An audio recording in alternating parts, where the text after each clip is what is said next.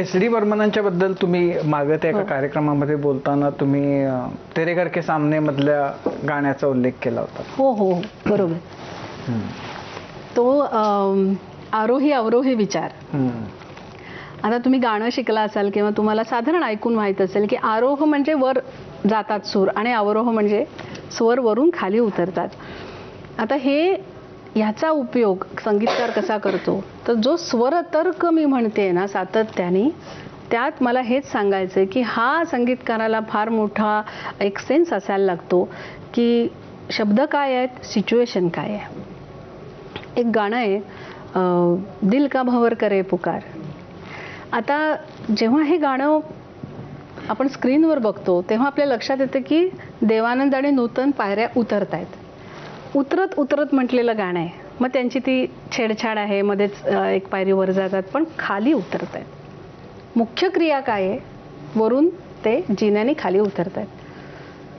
तुम्ही जर हे गाणं बारकाईने ऐकलत तर तुमच्या लक्षात येईल की संपूर्ण गाण्याची धून अवरोही आहे, म्हणजे वरून खाली येणारी. कशी, दिल का भंवर करे पुकार, प्यार का राग सुनो, प्यार का राग सुनो रे हो,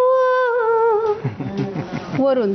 आणि मग हे लक्षात आलं ना, तो क्षण खरोखर मला त्या क्षणाचा थरार अजूनही आहे. हे जेव्हा माझ्या लक्षात आलं तो क्षण मी कधीच विसरणार नाही. आत्ताही काटा येतो माझ्या अंगावर की हे जेव्हा मला प्रतीत झालं तेव्हा म्हटलं अरे हे असं आहे. मग लक्षात आलं की फक्त वोकल पार्ट नाही, त्याचे पीसेस सुद्धा अवरोही आहेत.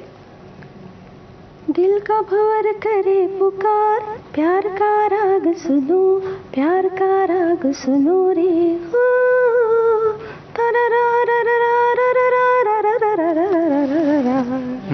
पीस पण वरून खाली सगळी पीस. मग कमाल वाटते मला की हे आता आपल्याला पुढचा प्रश्न असा पडतो की असं चित्रीकरण आधी झालंय की असं करायचंय, असं आधी सांगण्यात आलंय का बर्मंदांना की जिना उतरणार आहेत ते, म्हणून त्यांनी अशी चाल बांधली की अशी चाल आहे म्हणून विजय आनंदनी तसं शूटिंग केलं. हे पुन्हा आपल्याला माहित नाही आणि हे मुद्दाम केलं का हेही माहित नाही, पण हे असं झालंय हे तर खरं आहे. त्यामुळे त्याला आपल्याला दाद द्यायला लागते. आणि मग तुम्ही म्हणलात तसं हे इथे एक एलिमेंट मिळाल्यावर मी त्या अनेक संगीतकारांकडे शोधलं. संशोधन कुठे येतं तर फक्त एका ठिकाणी सापडून एखादी तत्व आपल्याला चालत नाही, ते तुम्हाला सिद्ध करायला लागतं की ह्याचा विचार होतो संगीत देताना.